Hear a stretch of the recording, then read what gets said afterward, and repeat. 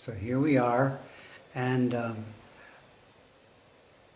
must admit that while I'm sincerely welcoming the Great Assembly, the thought crosses my mind to ask you all if you welcome each and every member of this Great Assembly. Are we all welcoming everybody? This precious assembly of living beings who want to help this world, want to help all the suffering beings in the world. I've heard from you, I really believe all of you see great suffering, great unkindness towards the beautiful people and animals and plants of this world and the oceans. We see people being unkind, and we want to offer some compassion and support to suffering beings.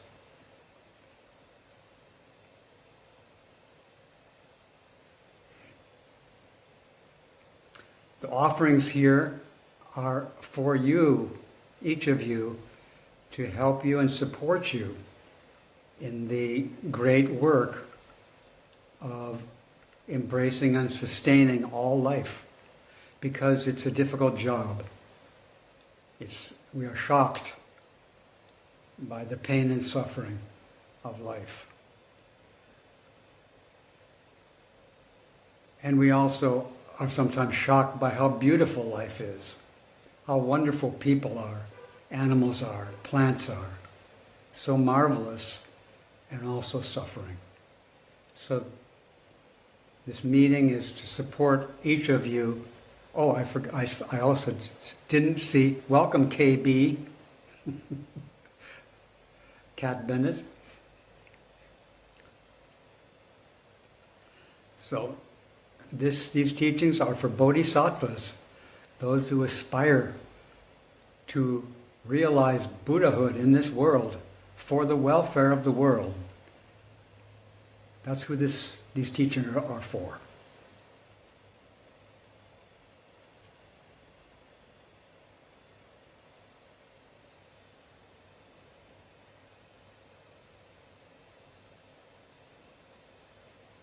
Welcome, Marjorie.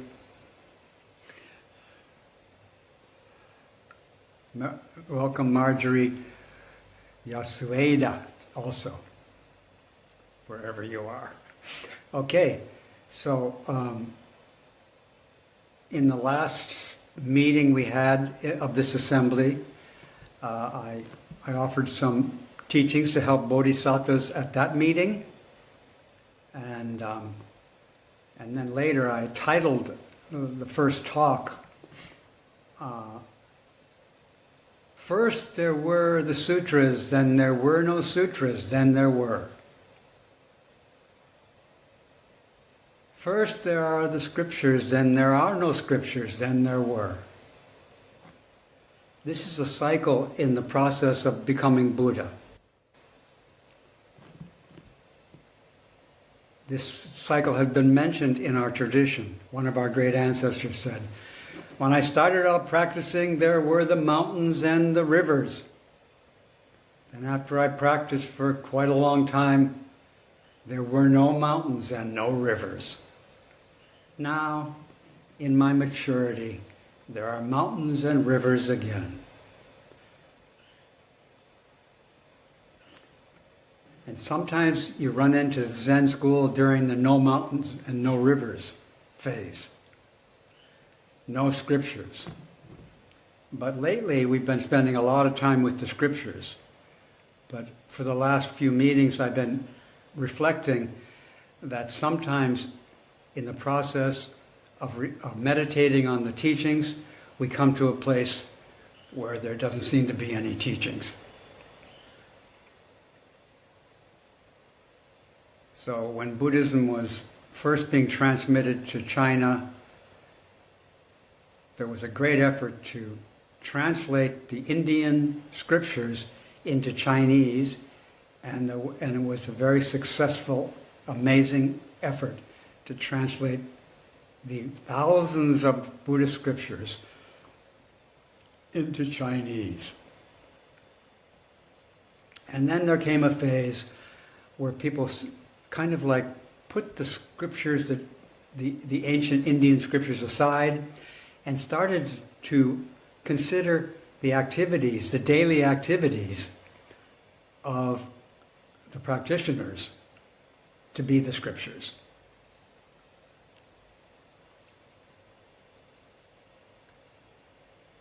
So today I'd like to bring up some stories about the daily activities of some of the practitioners, which we consider to be in scriptures. And the particular daily life person that I'm bringing up is we call Hui Nong. He's a Chinese person who was born in China.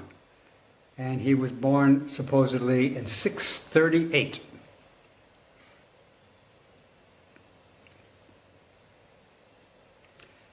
And his family was poor. He had a poor family. Who had a poor family? Hui Nong. Hui Nong, by the way, means able in wisdom. Hui, wisdom, Nong, capable or able. Capable. And his family was poor, so he made a small income to support himself and his family by cutting firewood and taking it to the marketplace. And the marketplace he took it to, I think, was in southern China, in a place we now call Guangzhou, which is a huge city now. And some of the people in this assembly went with me and went with each other to China about 25 years ago. And we went to Guangzhou. And we visited a temple there, which was Hui Nong's temple eventually. So he was in Guangzhou. They used to call it Canton. And he was there, and he was in the marketplace, and he heard one of the customers in the marketplace chanting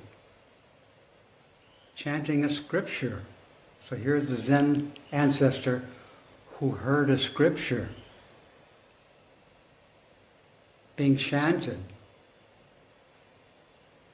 And when the scripture got to the section, which according to some numeration is section 10c, when he got to that place where the scripture says, a bodhisattva, somebody who wishes to realize Buddhahood, should generate a mind that has no abode, that doesn't abide, doesn't dwell, doesn't cling to anything. And when he heard those words, he awoke. He awoke. And this was a very important time for him. He awoke. And one way to talk about how he awoke was that he awoke to the reality that he was a being who wished to realize Buddhahood in this world of poverty and suffering.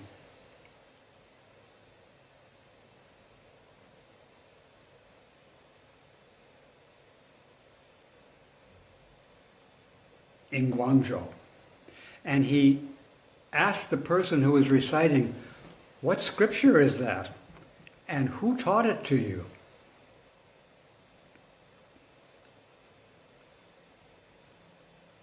So this story is a scripture about somebody who heard a scripture and asked what scripture it was. And the traveler, the customer said, it's the Diamond Scripture, the Diamond Sutra of perfect wisdom. And I learned it, I received it from the Zen master Hung Ren, who lives in Huangmei. Huangmei means yellow plum. So it seems that Huangmei is an area in North China, or anyway, north of Guangzhou. It's an area, and it might also be the name of a mountain, where the Zen teacher Hung Ren had his monastery. And this person in the marketplace had met the great teacher and heard the Diamond Sutra from the teacher, and then continued to recite it for the welfare of the world, and in particular for the welfare of Huineng in the marketplace, and therefore for our welfare. He chanted it, that person chanted this scripture in the marketplace for us, so we can have this story to contemplate.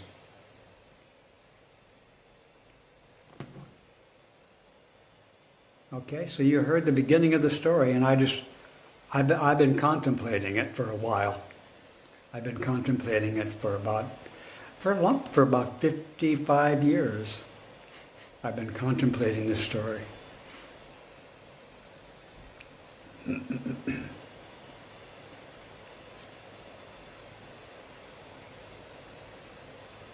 And just recently, in the last day or so, I thought, part of what's in this story is that this young person who sold firewood, he was probably about 22 or 23 when he heard the sutra. This young person awoke as a young person, and then he wanted to go and study this scripture, and he wasn't just awakened and then, okay, he's all done. He awoke to that he wanted to realize Buddhahood, and he wanted to find a teacher. So this story, this famous story, which is a scripture in a way of our tradition, is a story about somebody who awoke and then wanted to find a teacher. Some people think if you wake up, you don't need a teacher. You're all set. Well, it's true you're all set, but you're all set to find a teacher. So when you go look for a teacher, in some sense, it might be that you woke up. In this story, he woke up and he was still someone who wanted a teacher to help him with this wonderful scripture.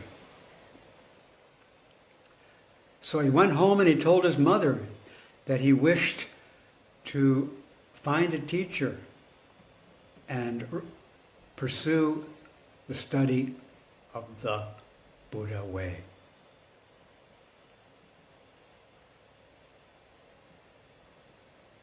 That's the beginning of the story. That's the beginning of the scripture. And then he did meet someone, and I don't know if he originally was heading for Huangmei, where the Zen teacher was, the Zen teacher Hung Ren. But on the way he met a very fine person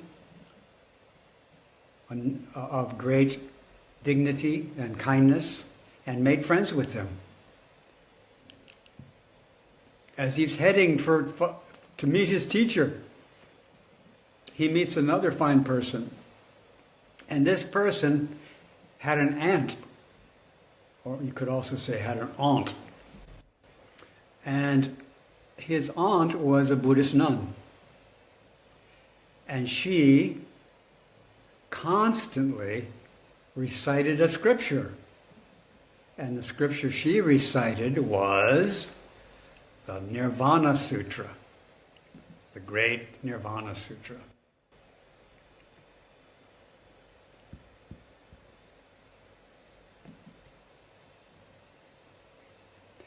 And he heard her chanting, and then he mentioned some things to her that came to him while he was listening to the scripture. So again, we have this young person, this young Chinese man, who heard a scripture and awoke.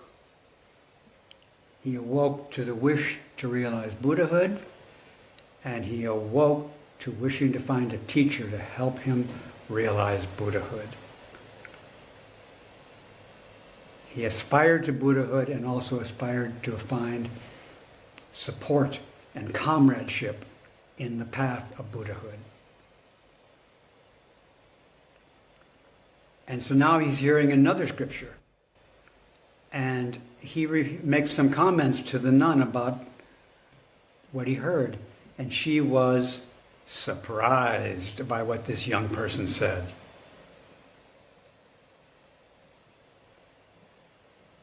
And then she started to ask him questions about the sutra, which she had been chanting from long before she met him. And she showed him some characters and asked him to explain the characters, the Chinese characters in the scripture. And he told her that he couldn't read. But if she would tell him what it said, then he'd be happy to tell her what it means. And he did tell her, and again she was very happy to hear his reflections on the great Nirvana Sutra.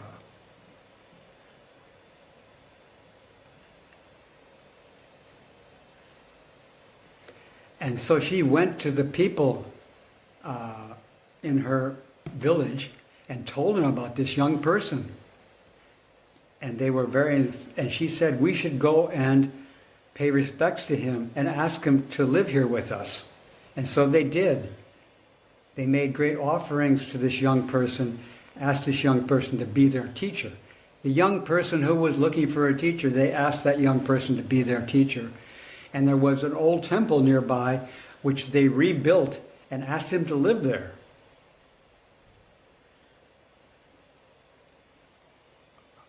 When I reflect on it, I think it's pretty amazing that this person who just started out on the way is now being asked to be the teacher of this whole village. And so he did for a while live there. But after some time, and it wasn't too long, he remembered that he was looking for a teacher. So on his way to find a teacher, a group of people asked him to be their teacher. May I mention that if you're looking for a teacher, if you really are, people might ask you to look for a teacher. To be their teacher. People who are looking for teachers are good people to ask to be teachers, in my opinion. I was at Tassajara one time, the monastery at Tassajara, and it was the summer. And in the summer, people who are not actually in practice period are allowed to come and be guests there for a week or a month. And so I was having breakfast in the guest dining room one day. And there was a woman at the table, and she said to me, "Do you live here?" And I said, "Yes, I do." And she said, "Are you a student?" And I said, "Yes."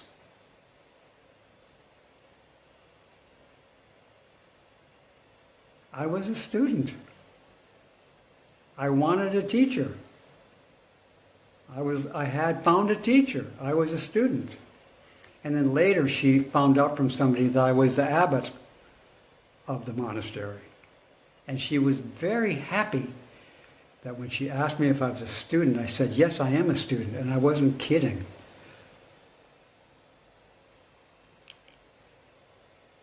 I am a joyful student of the Buddha Dharma.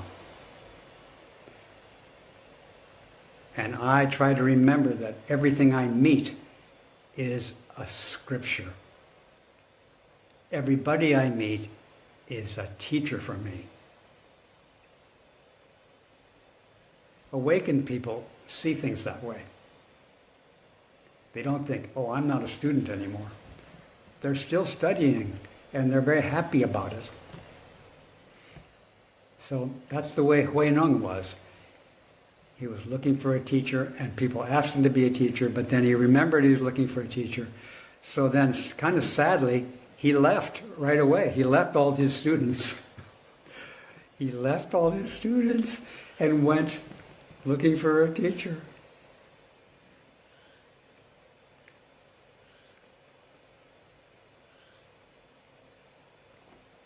A teacher who leaves the students looking for a teacher. This is one of the scriptures of our school. That teachers are still looking for teachers.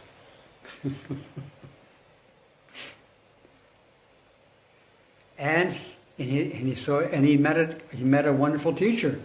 He met a wonderful Zen teacher.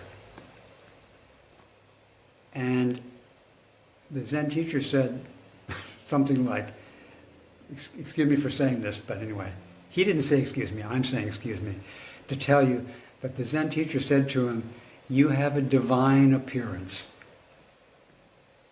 Your appearance is divine.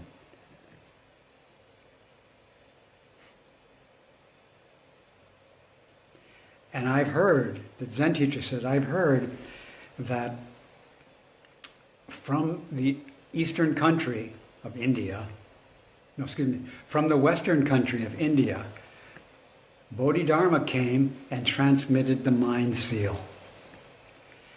And he transmitted the mind seal to Huang Mei, to the mountain where the Hung Ren lived. And Hui Nong had heard about Hung Ren before, and now he hears about him again. So now he sets off directly to go to the teacher, Hung Ren, on Yellow Plum Mountain. Are you following this story okay? I won't ask you if you've memorized it yet, but if you go over it enough, you'll know it by heart. It's a wonderful story, and it took place in China about 1,300 years ago. So eventually, this young person winds up at Wang Mei and gets to meet the teacher, Hong Ren. And the people who went to China back around 2000, and again, I see some of them right here, right now. Do you remember going to China? Yeah. Leon remembers, Elizabeth remembers. Leon had a hat, and he's quite tall, so we could keep track of him. Mark was there, yeah. So there we are in China. The young man meets the teacher, and the teacher says to the young man, "Where are you from?" And Hui Nong says, "I'm from the south." He actually said where he's from, but sometimes people just say, "From the south."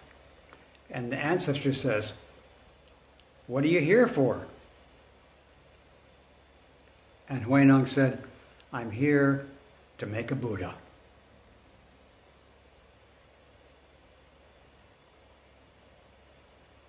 And the ancestor, Hong Ren, said, "People in the South don't have Buddha nature. They're barbarians. So how can you make a Buddha?" And the young man says, among people, there's north and south. But in the Buddha nature, north and south are irrelevant.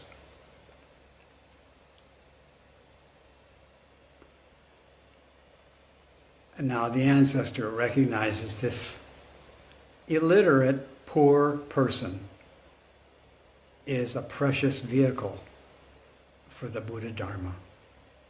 And what does he do with this magnificent opportunity? He tells the young person to go to work in the stables.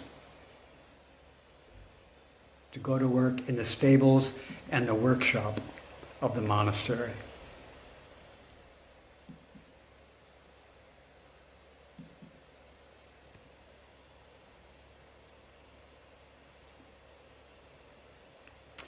And so the young man who came to find a teacher has found a teacher, and the teacher said, go work in the stables.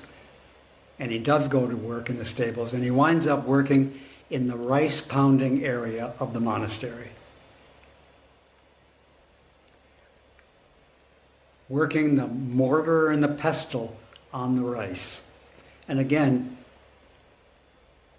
we went to that monastery on a pilgrimage, and we went to the room where he pounded the rice. We saw the mortar where he pounded the rice. And we actually got some of the rice from that monastery and took back to the United States. And there was a person in the room where the mortar and the pestle, which Hui Nong used, an old monk sitting next to the mortar, and he vomited on the mortar while we were there. Gave a little color to the experience. And he was all right. He recovered. We cleaned it up. Were any of you in the room when he threw up? Do you remember? I was there. I saw he threw up. It's amazing. We were making a pilgrimage to where Hui Nong pounded the rice.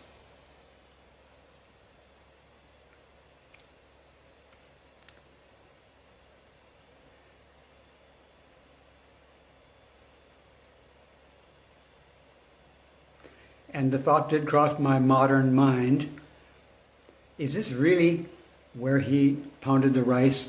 Or did they just build this thing for tourists who heard the story and are coming to see where he did the rice pounding?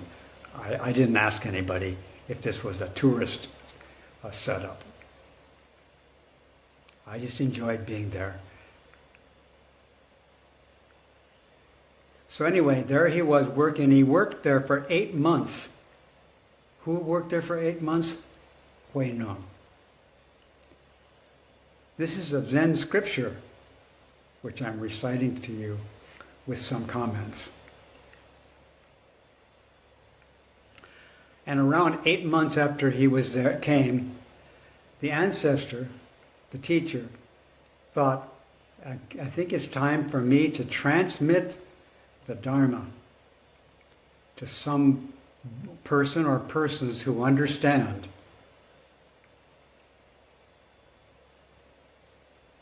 And so he told the assembly. Hui Nong didn't hear this because he was in the rice pounding area, but he told the assembly of monks. Hui Nong was not yet a monk.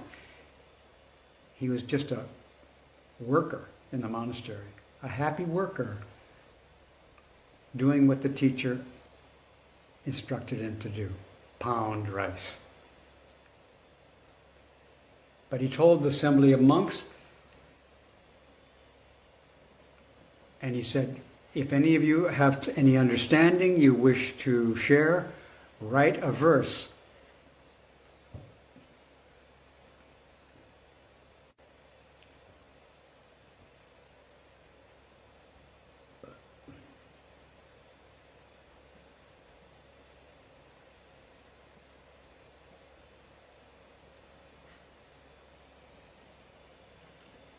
And if your understanding's on the mark,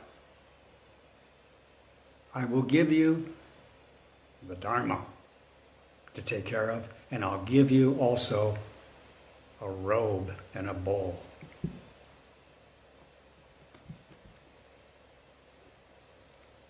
Actually, I think he said, I'll give you a robe and the Dharma.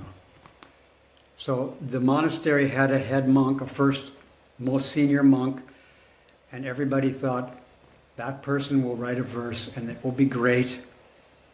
And so we might not even try. And the head monk knew that he was kind of expected to write a verse, And so he did write a verse. He did think of a verse. He did think of a verse, but he wasn't confident of his understanding. So he didn't say it in public to the assembly and to the teacher.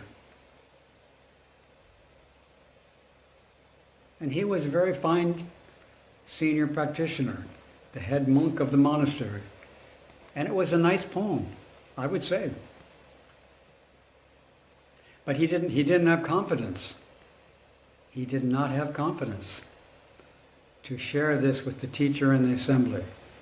So instead of saying it, he wrote it in a corridor of the monastery on a pillar. And then he thought, if the teacher likes it, he didn't sign it. He said, if the teacher likes it, I'll come forward and say, I wrote it. And if the teacher doesn't like it, I'll sneak away from the monastery and go live in the forest.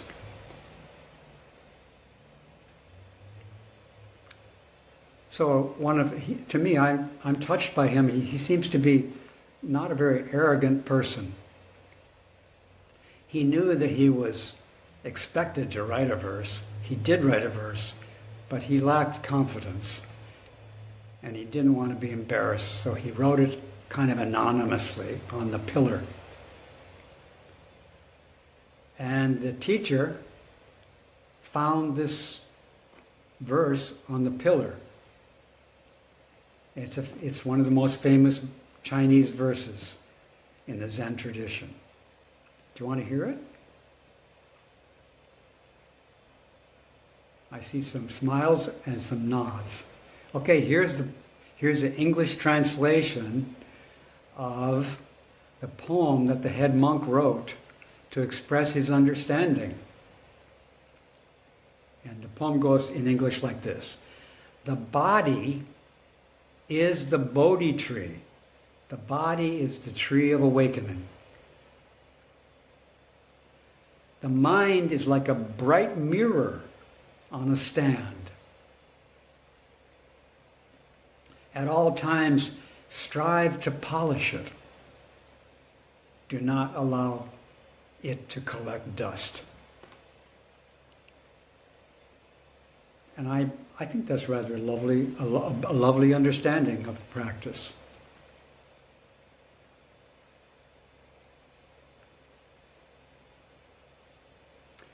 And the teacher found the verse, and he told the assembly,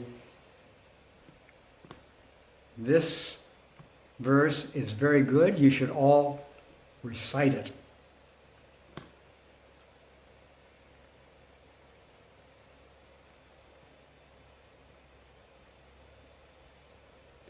And then the rice pounding person, Hui Nong, happened to see these characters written on the pillar, but he couldn't read, so he asked one of the monks who was nearby to translate it. And so the monk did translate it, and the the future sixth ancestor, the young man named Hui Nong, said, "Oh, that's pretty good, but it's missing something. It's not really hitting the mark." And the person who read it to him says, "You fool, how dare you say that? You can't even read."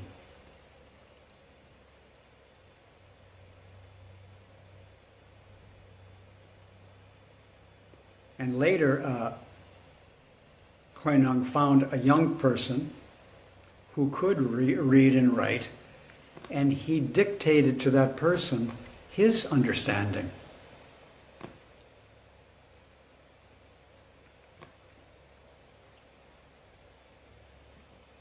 And asked that person to write it on a pillar.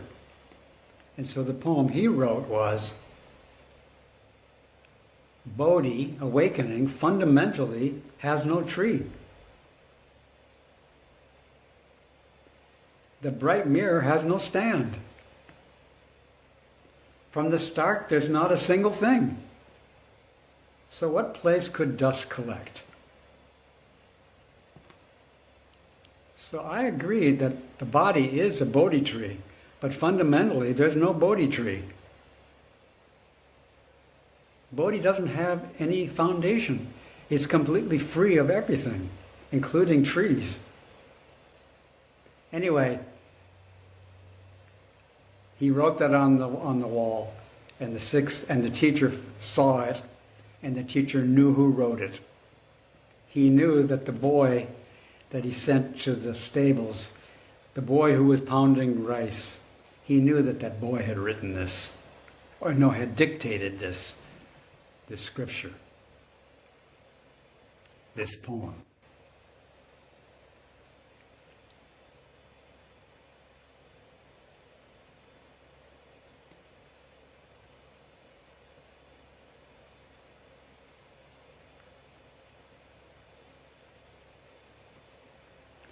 Well, I've been going on for quite a while now, and I just still sort of at the early parts of the story, but I'll just finish this first part, which is kind of important, which is that the ancestor went looking for the young person who was pounding rice, and he found him in the rice pounding area. And he went up to him and he said to the boy, to the young man,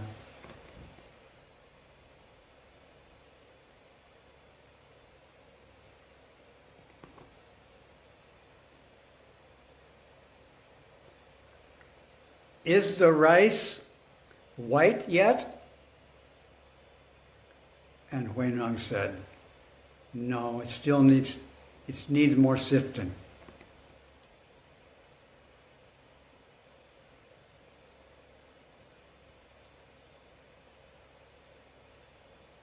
And then the ancestor, who I guess was carrying a staff as he walked, now we have walking poles, he had a walking pole, and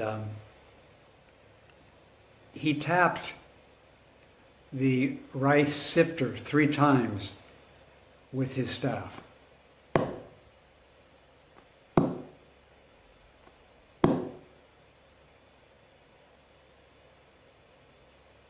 And then the young man took the sifter and sifted it 3 times. Shh, shh, shh, shh.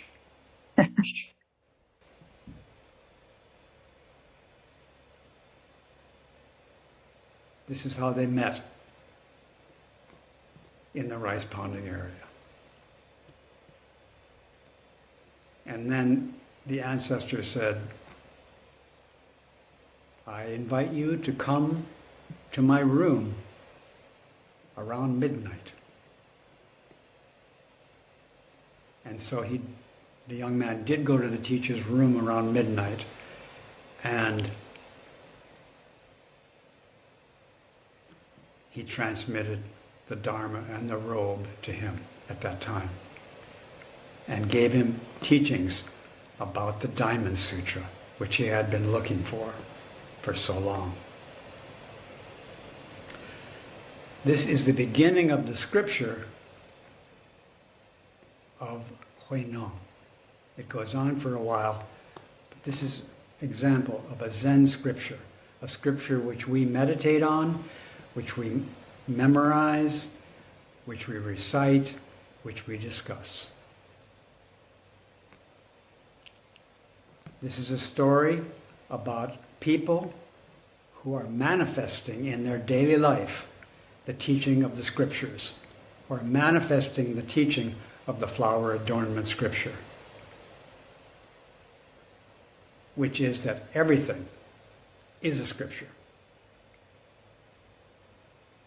Pounding rice, sifting rice, knocking a mortar with a staff, inviting people to a meeting. These are sutras. These are scriptures. Everything is a scripture. So as I said, now Huineng has gone to the teacher's room at midnight, and the teacher has given the Dharma and the robe, And today in the West and the East, around the world, Zen teachers and Zen students are still doing that ritual of inviting people to their room and giving them the teaching and the robe. After they work in the stables for quite a while. So, and the teachers are also in the stables with the students. Here, see, the teacher came to the workshop.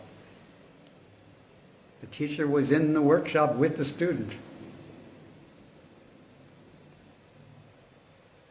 Like that song.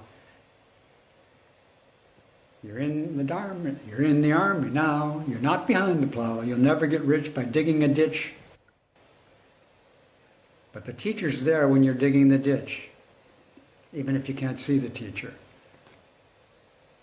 Digging the ditch is the scripture.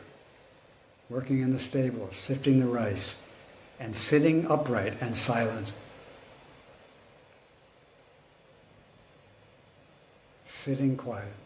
And I recommend, if you can, I try to do it a little bit myself, before you come to these meetings,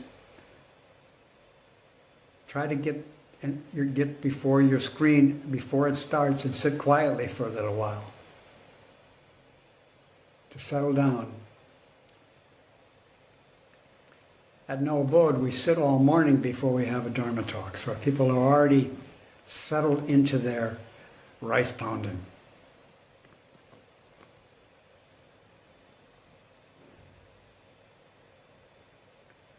So rice pounding is a good thing to do, and then the teacher will come to you. Again, I talked longer than usual today, and we're now in the early parts of the scripture of the teacher, Hui Neng. So I'll stop now because I think that's enough for you. Fundamentally, awakening has no tree. The bright mirror of the mind has no stand. From the start, there's not one single thing.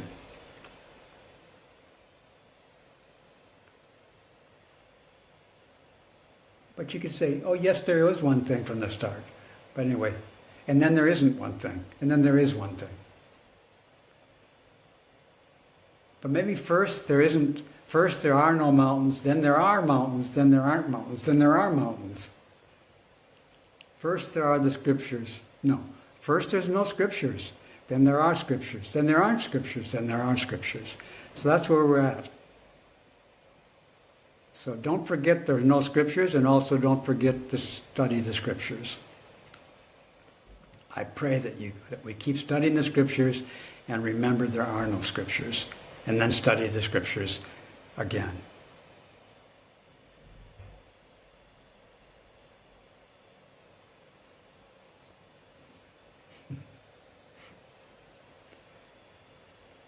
Thank you for coming to the meeting, and would you care to offer anything to help the world?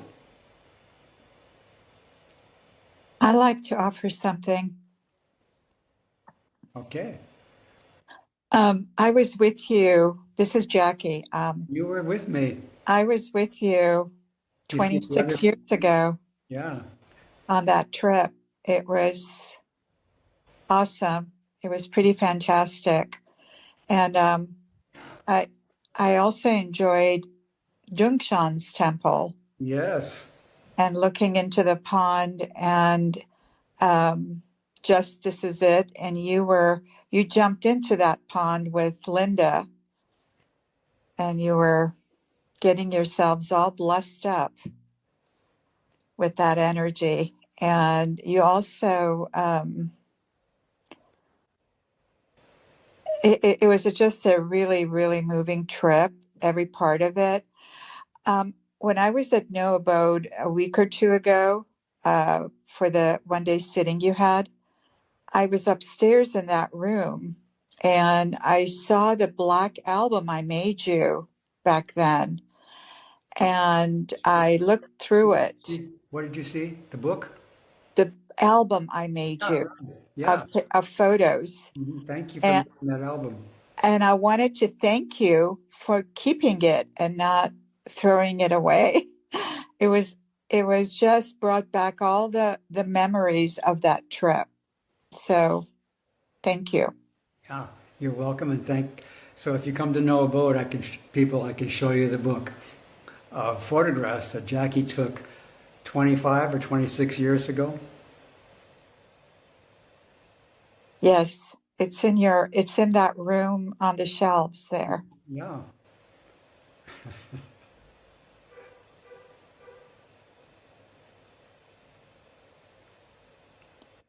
I meant to say you were prostrating 108 times at Dongshan's temple when it was so hot and you were like soaking wet. I remember that. I do too. And I also, when we went to the temple, to the monastery of Hui Nung, we went to there first. And when I went there, I also did 108 bows at Hui Nung's temple. And I also got very wet there. And I wasn't expecting to do the 108 bows, but somehow it happened. And I was so happy to be there. Do you remember his wax statue? They were claiming that was his actual body. I never saw that statue. Okay. But they do seem to say that they have a lacquered right. version of him. I never saw it, so I didn't have to figure out whether I believed it or not. Maybe you forgot you saw it. It's possible.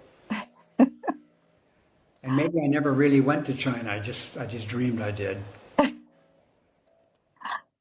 And you guys dreamed too that you went to China. And now we're dreaming that we're practicing together. It was beautiful. Thank you, Jackie. Thank you, Reb.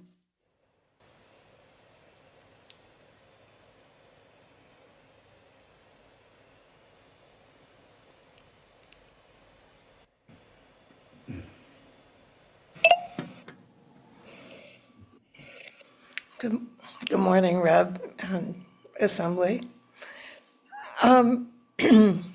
Well, there's this theme to me that's been running through this whole talk, and I'm also thinking about the last time that we met when sort of the text that you spoke about said, without reliance on a teacher.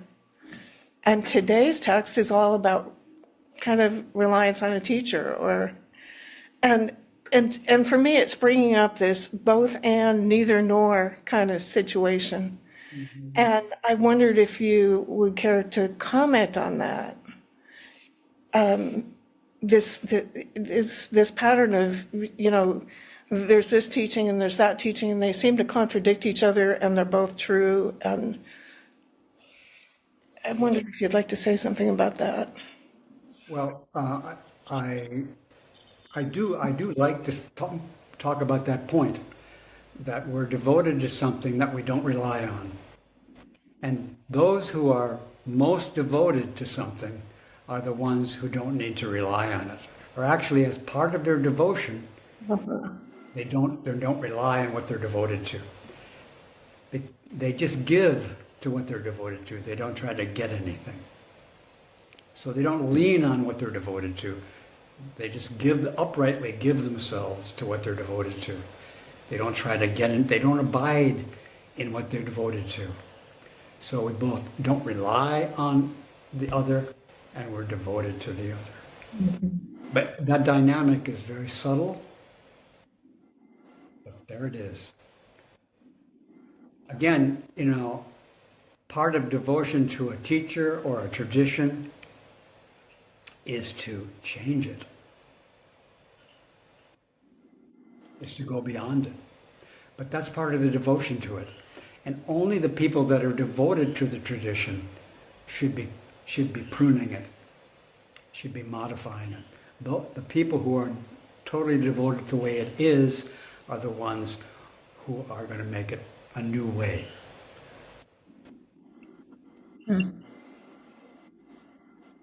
That's very interesting. Thank you. You're welcome. Thank you for bringing it up.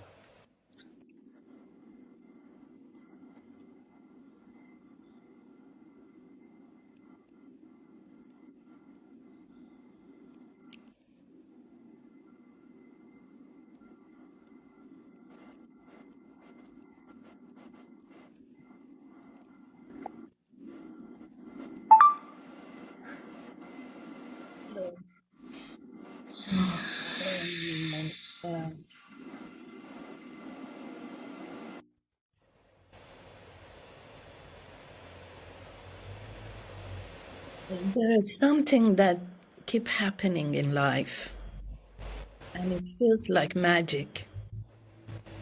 Of course, I didn't have a clue that you're going to talk about Diamond Sutra today, but I was reciting this morning, and it's because this is a new translation that Mr. Ken MacLeod did. And he says, when you recite this, you stand up and recite out loud.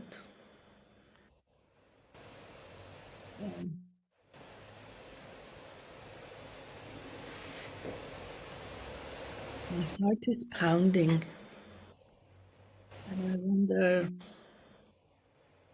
what I said, it's helpful or not. But I don't even understand anymore how compassion takes over.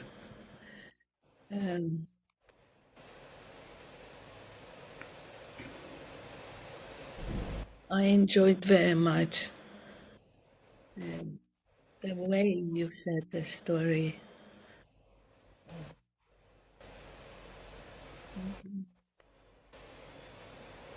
Thank you. And by the way, I wanted to tell you all, and particularly people who live somewhere near San Francisco, that the San Francisco Opera has produced a new opera. I shouldn't say the opera sponsored and is performing a new opera that has been written. And the name of the opera is The Monkey King. And it's about reenacting this Chinese story about the Monkey King.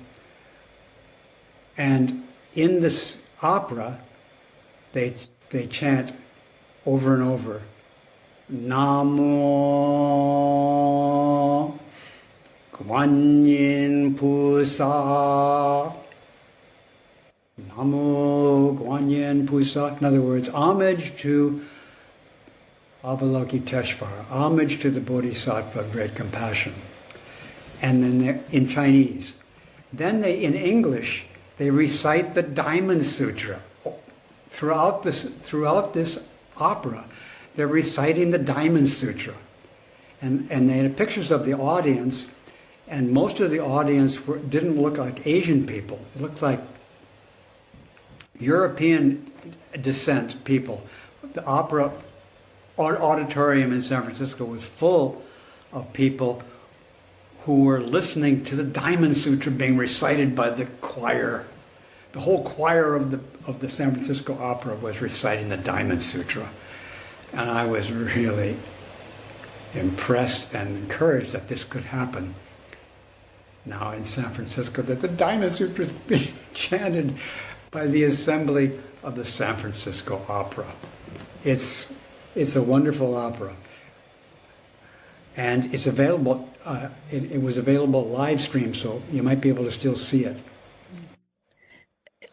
It's just how this timing, Yeah, it's wonderful timing. There is no, well, of course, there is no way to explain anything, but this is really, Yeah, you can't explain it. Any explanation reduces it. It's too amazing. And it keeps being that way. We have this timing thing. We are the now people. We are the now people. We have a chance to practice the Bodhisattva way now. It's just amazing, isn't it? Thank you, Rana.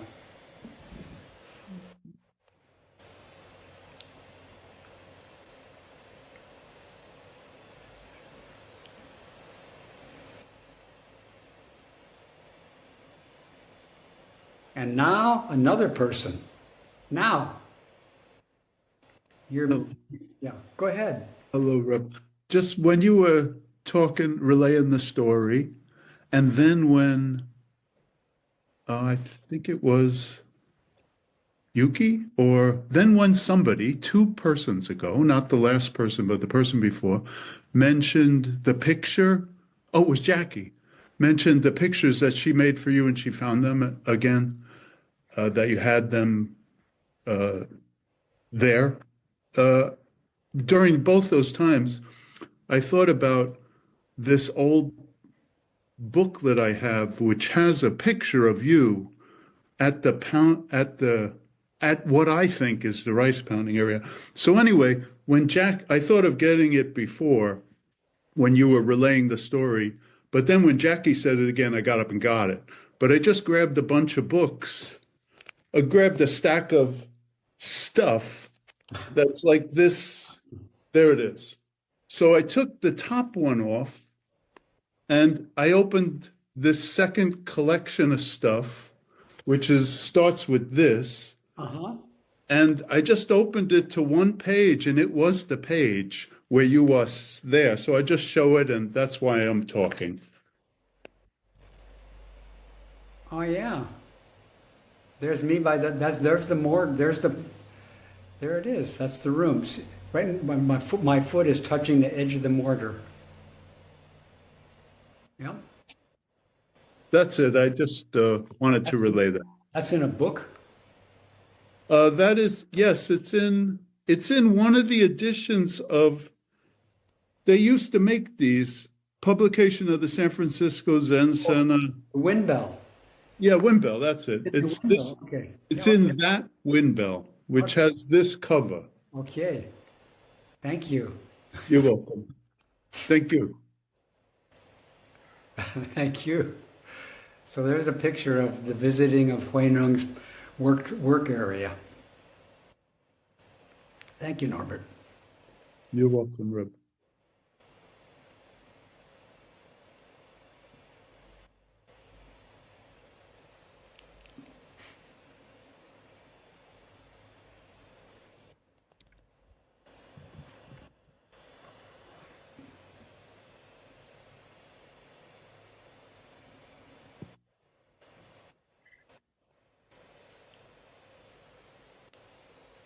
Hi, Reb. Glad to see you again, and you look very well. Glad to see you. I have a question, and it has to do with the scriptures, because the scriptures are realized, and they're realized expressions of the nature of existence, and there's also realizing without scriptures, and the realizations are the same. It's the sameness, not identical words, but the same understanding. Mm-hmm. And could you elaborate on that? That there are scriptures and going beyond scriptures without even reading the scriptures. Am I clear? I'm not sure if I'm clear. Yeah. So again, there are scriptures, and then there are no scriptures, and then there are scriptures. And that is another scripture.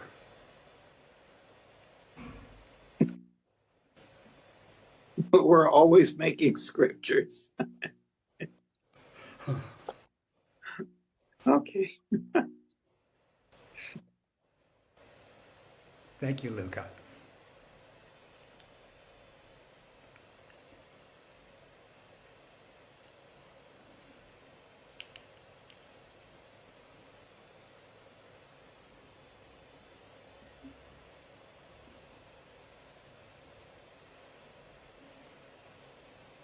Now.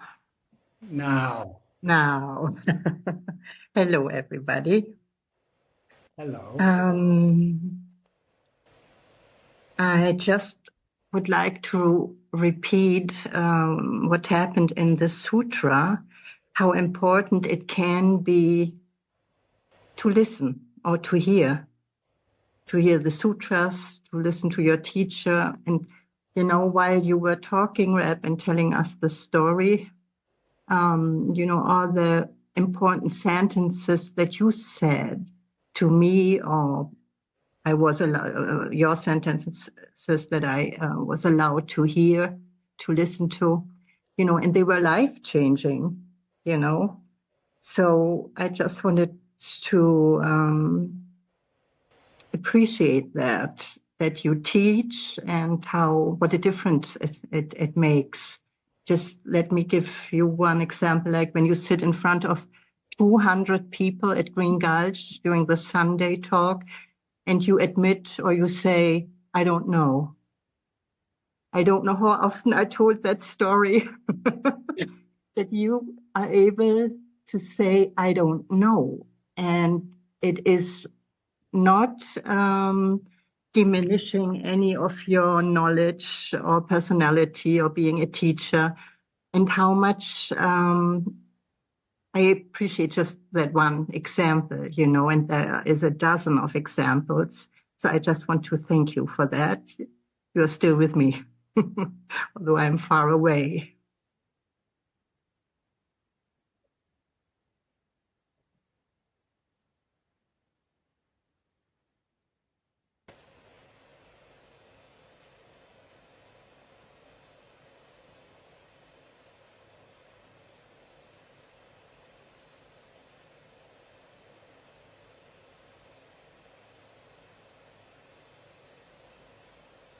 Mute. Am I unmuted? Okay. Thank you, Reb, so much for the teaching and for your teaching, for sharing this sutra. I never have much in the way of words because it's too big. But thank you once again for the amazing teachings that you bring and how you bring them. Deeply, deeply appreciated.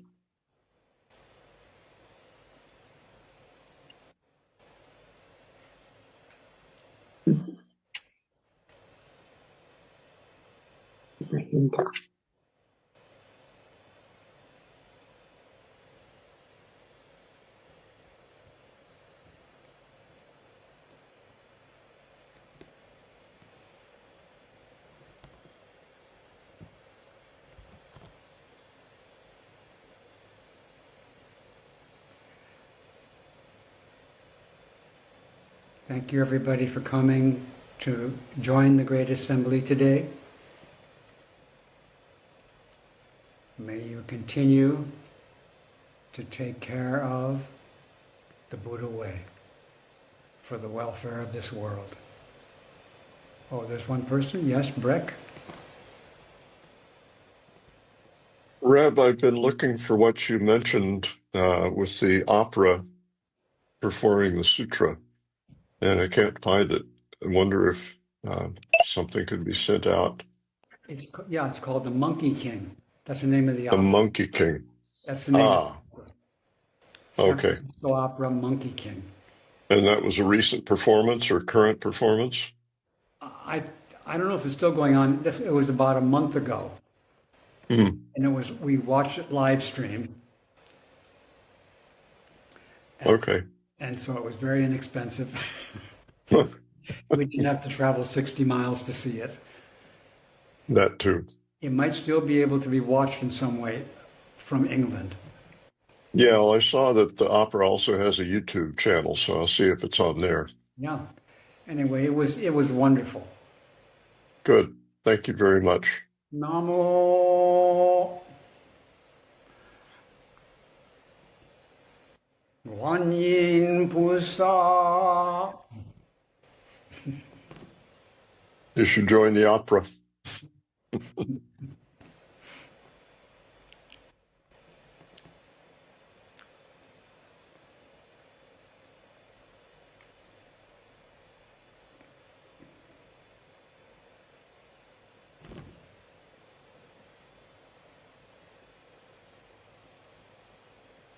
your teaching. Thank you for your teaching. And when you mention about 慧能 awake and look for the picture, it reminds me Sariputta when he heard Asaji's verse awake. And first question he asked Asaji is, what is our teacher? So when Sariputta awake, he was looking for teacher too. So I just would like to share this and show how important to looking for the teacher. Thank you. And I'm glad that I get to meet you as our teacher.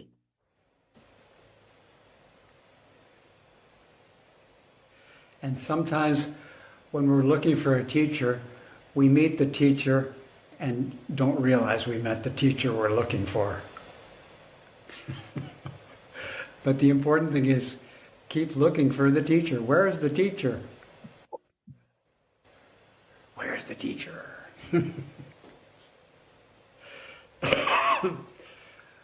There was a Zen teacher named Nanchuan, which means South Spring. And he was outside the monastery buildings cutting grass with his scythe. And a monk came walking by and said, I want to meet Nanchuan. Where's Nanchuan? He said to Nanchuan, where's Nanchuan? And Nanchuan said, this scythe costs $30. And the monk said, I don't care how much that scythe cost. Where's Nanchuan? And Nanchuan said, it's very sharp. And the monk never realized he met the teacher he was looking for.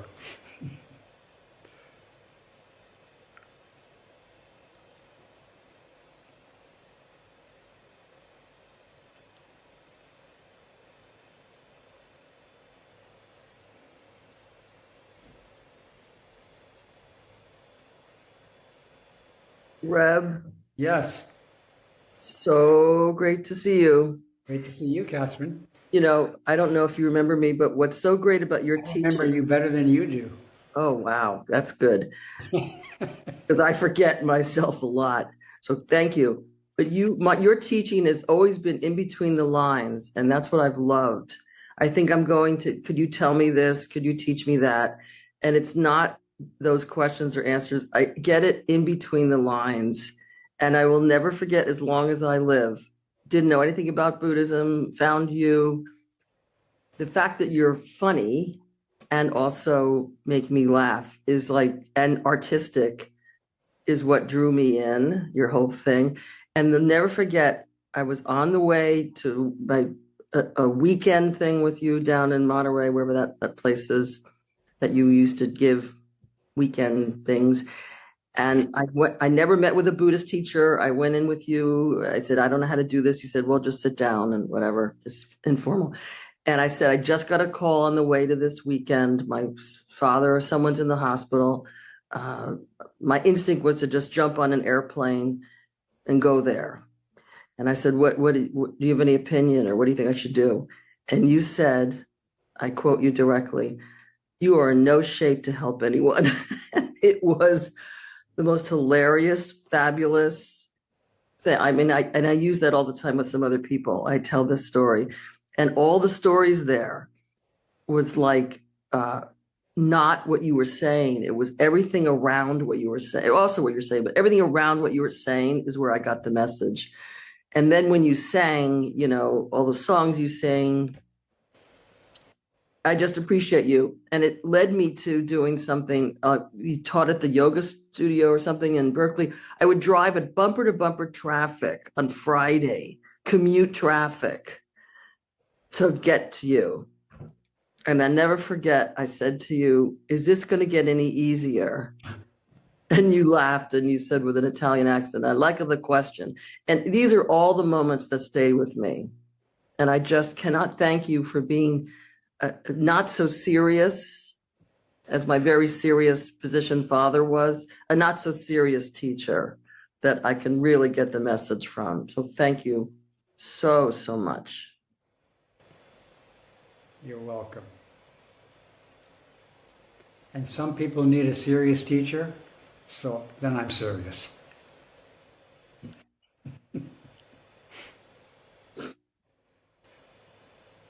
But some people don't want to see that one, so I'm not.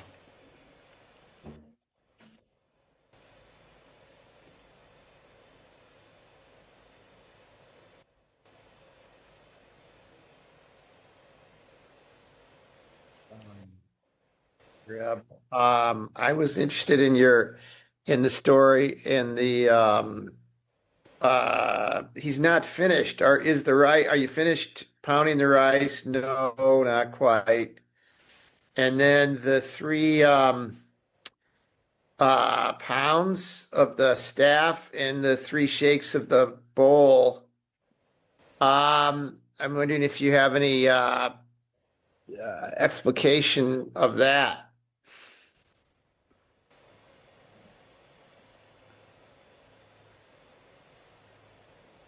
Right now I feel like I just want to say that this 3 poundings and 3 shakings, that's where it's at.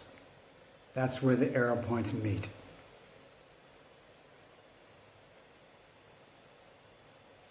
Thank you. 3 times.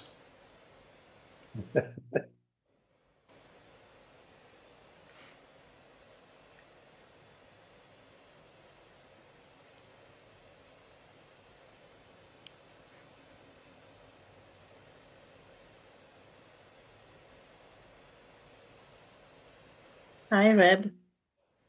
Hi, Basha. Hello, everyone. And thank you for the stories you offered. Again, as I listened, I remembered how I met you and how I listened to those stories already. You've told us these stories during Sashin in maybe it was St. Margaret's, somewhere there near Houston, right? Good old days when we were still much younger and so much ahead of us. So I just, as I listened to you, I was just full of appreciation how fortunate I have been to meet you, not even looking for you. You kind of, the wave just brought you from the ocean right on the shore of consciousness. There you are. Yeah. And here we are again. Here we are. Thank you so much. Thank you so much.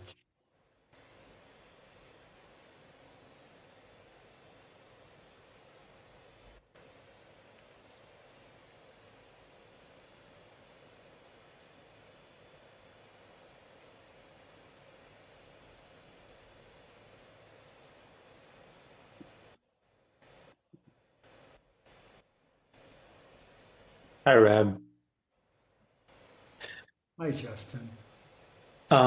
If we'd like to read the story further, this is the platform sutra the story you were telling this morning. Is that correct? Or It actually, the story I was telling is in the Platform Sutra, but I was taking it from another book called The Transmission of the Light. Okay. So the story appears in different books. Okay. All right. Thank you. You're welcome.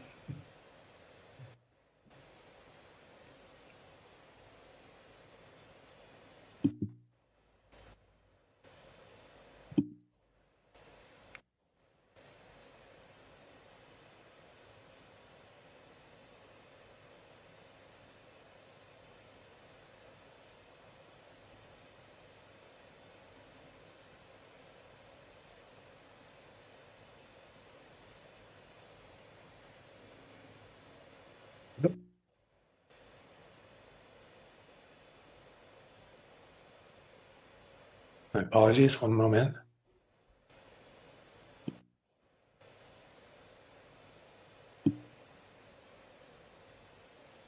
Reb, shining darkness. Oh my God, he said that in public. As we're sort of near the dates of the January intensive at Green Gulch, which you will not be leading, I just wanted to ask you if you think you'll ever be leading a longer practice period again. I will when the conditions come together. If we live that long. I will joyfully join that event. Okay. Not exactly hard information. No, it's mysterious how Yeah. it happened. All right. Thank you, Reb. Thank you for asking.